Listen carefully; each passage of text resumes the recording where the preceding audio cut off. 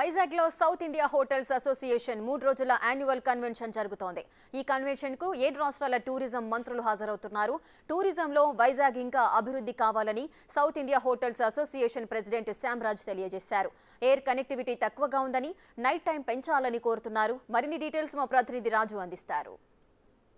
సంబంధించినటువంటి హోటల్స్కి సంబంధించిన యాజమాన్యాలు అదేవిధంగా మినిస్టర్స్తో ఈరోజు వైజాగ్లో ఒక మీట్ అయితే జరగబోతుంది. 3 రోజులు ఉండేటటువంటి ఈ కాన్ఫరెన్స్కి సంబంధించి ప్రస్తుతం సౌత్ ఇండియా హోటల్స్ ఇండస్ట్రీస్కి సంబంధించిన ప్రెసిడెంట్ అదేవిధంగా ఇక్కడ సిరా పేరుతో జరగబోతున్నటువంటి ఈ కార్యక్రమంలో ప్రస్తుతానికి మనతో పాటు శ్యామ్రాజ్ గారు ఉన్నారు. సార్, అంటే మేజర్గా చూస్తే దీనికి సంబంధించి అసలు ఎట్లాంటి ప్రతిపాదనలు చేయదలిచారు?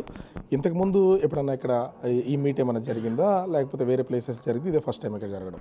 ఇది ఫస్ట్ టైం ఇక్కడ చేయలేదు. ఇది మేము ముందుగా మనం బెంగళూరులో అయింది, హైదరాబాద్లో అయింది, మధురలో అయింది. ఇది నవ్వు ఈ ప్లేస్ అని ఇప్పుడు ఇక్కడ చేస్తున్నాము. సో అంటే మేజర్గా ఏం డిస్కస్ చేయదలిచారు దీనికి సంబంధించి? ఏమంటే ఇప్పుడు మెయిన్లీ ఇక్కడ all the states hotel owners వచ్చినారు, రెస్టారెంట్ ఓనర్స్ వచ్చినారు. వాళ్ళు ఇక్కడ విశాఖపట్నం నుండి హోటల్స్ వాళ్ళు మీట్ అయ్యి 1-to-1 మాట్లాడి దీనికి ముందుకు మన విశాఖపట్నంలో ఏమన్నా ఇంప్రూవ్ చేసేదానికి అయితే మనం హోటల్స్ ఇన్వెస్ట్మెంట్ చేసేదానికి రెడీగా ఉన్నారు. దానికోసం ఇక్కడ కాన్ఫరెన్స్ చేసినాం. ఇప్పుడు ఇది మనం చూసినాక మనం ప్లేసెస్ అంతా విజిట్ చేస్తూ ఉంటాము 2 డేస్లో. అయినాక మంచి ప్రాపర్టీస్ మంచి లొకేషన్గా ఉంటే మన హోటలియర్స్ ఇన్వెస్ట్ చేసేదానికి రెడీగా ఉంటారు ఇక్కడ. అంటే ఇప్పుడు ఈ మీట్లో ఎవరెవరు పార్టిసిపేట్ చేస్తున్నారు? ఎవరైనా మినిస్టర్స్, టూరిజం మినిస్టర్స్ సంబంధించిన వాళ్ళు ఎవరైనా వస్తున్నారా? ఈ మీట్లో ఈరోజు పాండిచ్చేరి నుంచి టూరిజం మినిస్టర్ గారు వస్తున్నారు, తెలంగాణ నుంచి టూరిజం మినిస్టర్ వస్తున్నారు. ఈ పొద్దు కారణాంతరం వల్ల వీళ్ళకి ప్రోగ్రామ్ ఉండేదన్న వల్ల ఇక్కడ ఆంధ్ర నుంచి మినిస్టర్లు అంతా రేపు వస్తానని చెప్పినారు. టుమారో కిషన్ రెడ్డి గారు కూడా ప్రామిస్ టు కమ్ రేపు వస్తానని చెప్పినారు. అంటే హోటల్ ఇండస్ట్రీకి సంబంధించి వైజాగ్ అనుకున్నంత విధంగా ఉందా? దీన్ని ఏమైనా డెవలప్ చేయాలంటారా? ఏం చెప్తారు? దీన్ని డెవలప్ చేయాలంటే గవర్నమెంట్ కూడా ప్రోగా ఉండాలా. ప్రో అంటే ఏమంటే ఇమీడియట్గా వాళ్ళు మనకి క్లియరెన్స్ చేయాలి. వాళ్ళు ఇప్పుడు క్లియరెన్స్లు ఏమవుతుందంటే ఈ హోటల్ లైసెన్స్ కావాలంటే ఒక 30-40 డిపార్ట్మెంట్ల నుంచి క్లియరెన్స్ తీసుకోవాలా. అదంతా చేసి వాళ్ళు సింగిల్ విండో ఏర్పాటు చేసి సింగిల్ విండోలో కానీ వాళ్ళు కానీ క్లియర్ అయితే లాట్ ఆఫ్ ఇన్వెస్ట్మెంట్స్ వస్తుంది ఇక్కడ. సో కనెక్టివిటీ ఎట్లా ఉంది? వేరే ప్లేసెస్ నుంచి కానీ ఇక్కడ కనెక్టివిటీ సరిగా లేదు ఇక్కడికి. ఎందుకంటే బెంగళూరు నుంచి ఒక 2 ఫ్లైట్స్ ఉంది. ఆంధ్ర నుంచి దీని నుంచి కేరళ నుంచి కనెక్టివిటీ లేదు ఇక్కడికి. ఈవెన్ కొచ్చిన్ నుంచి కూడా కనెక్టివిటీ లేదు. ఈవెన్ పాండిచ్చేరి నుంచి కూడా లేదు ఇక్కడ కనెక్టివిటీ. ఇప్పుడు కొచ్చిన్ నుంచి రావాలంటే ఇక్కడికి మన హైదరాబాద్ నుంచి రావాలా, లేకపోతే బెంగళూరు నుంచి రావాలా, లేదా చెన్నై నుంచి రావాలా. ఫ్లైట్ టికెట్ అబ్నార్మల్గా ఉంది ఇక్కడికి. ఇప్పుడు 1 వే టికెట్కే 21,000 రూపీస్ ఉంది ఇక్కడ. పీపుల్ 40,000 స్మాల్ ఒక సిటీకి వచ్చి పోవాలంటే ఇట్ ఇస్ టూ కాస్ట్లీ. దానికోసం కనెక్టివిటీ గవర్నమెంట్ పర్సూ చేసి దీని కనెక్టివిటీ ఏర్పాట్లు కొంచెం ఫ్రీక్వెన్సీ చేసినారంటే రేట్స్ తగ్గుతుంది, జనాలు వస్తారు, టూరిజం ఇంప్రూవ్ అవుతుంది.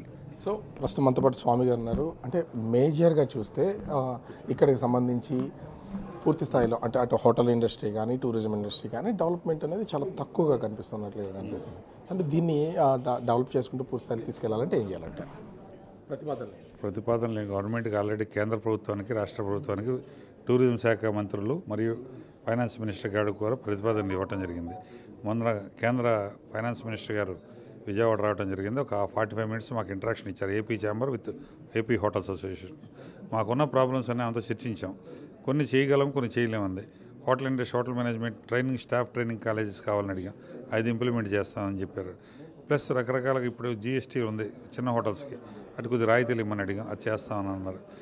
కొన్ని ఇండస్ట్రీ స్టేటస్ అన్నారు, అది గవర్నమెంట్ పాలసీ. ఎలక్ట్రిసిటీ రేట్లు బాగా హైయెస్ట్గా ఉన్నాయంటే పక్కన ఉన్న మినిస్టర్ బుగ్గన రాజేంద్రనాథ్ రెడ్డి గారు అన్నారు, అది నాది కాదు, స్టేట్ గవర్నమెంట్ పాలసీ, దాంట్లో ఇంప్లిమెంట్ చేయమని చెప్పడం జరిగింది. ఇట్లా అదొక 15-16 పాయింట్లని ఆమెతో చర్చించడం జరిగింది.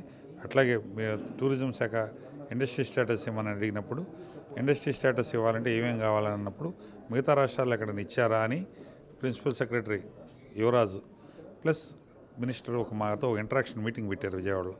సీఎం గారికి ఇస్తే వాళ్ళకి ఇండస్ట్రీస్ రిలేటెడ్ కాబట్టి వాళ్ళని అడగడం జరిగింది. వాళ్ళు ఏమన్నారంటే కర్ణాటక, మహారాష్ట్ర, తమిళనాడు రీసెంట్గా ఇండస్ట్రీ స్టేటస్ జీవో ఇచ్చారు. ఆ జీవో కాపీలు తెప్పించిస్తే దాన్ని సమన్వయం చేసి ఏం చేస్తే బాగుంటుందనే ఉద్దేశంతో ఒక కమిటీని వేసి చేస్తానని చెప్పడం జరిగింది. ఇది ప్రాసెస్ అంతా జరుగుతుంది. కాబట్టి రాత్రిపూట 12 దాకా రెస్టారెంట్స్ కూడా ఓపెన్ చేయాలని ఫుడ్ కోర్టుల విషయంలో రీసెంట్గా 1 week back as a president of Andhra Pradesh hotels తరఫున డీజీపీ గారిని కలిసి రిప్రజెంటేషన్ ఇవ్వడం జరిగింది. కాంప్లికేటెడ్ ఏరియాస్ కొన్ని ఉన్నాయి ఆంధ్రప్రదేశ్లో, కడప, కొన్ని నేషనల్ హైవేస్, కొన్ని అవి తప్పించి మిగతా ఏరియాలో ఇవ్వడానికి ఆల్ ఎస్పీలతోటి నేను ఇంట్రాక్షన్ ఇస్తానండి. ఆల్రెడీ జీవో ఉంది. గతంలో పాత ప్రభుత్వం ఉన్నప్పుడు 2000 నైట్ 12 దాకా ఫుడ్ కోర్ట్స్ పర్మిషన్ ఇచ్చింది. 2022 జూన్లో ఇదే మంత్రి రోజా గారు కూడా అదే కంటిన్యూ చేయమని ఇచ్చారు. ఆ జీవోని ఇంప్లిమెంట్ చేయమంటున్నాను తప్ప కొత్త విషయాలు కాదు. కాబట్టి 100% ఇంప్లిమెంట్ చేయడానికి ప్రభుత్వం సహకరించాలని చెప్పి ఏపీ హోటల్స్ తరఫున థ్యాంక్ యూ. అంటే మొత్తానికైతే చూడొచ్చు ఇక్కడ ఖచ్చితంగా ఐపీ హోటల్స్ డెవలప్ చేయాలంటే ప్రభుత్వం నుంచి సహాయ సహకారాలు అందడంతో పాటుగా హోటల్స్ని ఇంచుమించుగా రాత్రి 12 గంటల వరకు తెరిచి ఉంచేలాగా గవర్నమెంట్ ఇచ్చినటువంటి జీవోల్ని అమలు చేయాలని అటు సౌత్ ఇండియన్ హోటల్స్ నుంచి అదేవిధంగా ఏపీ హోటల్స్ అసోసియేషన్ నుంచి కోరుతున్నటువంటి పరిస్థితి కనిపిస్తుంది. కెమెరామెన్ వాళ్ళతో రాజు బిగ్ టీవీ, విశాఖపట్నం.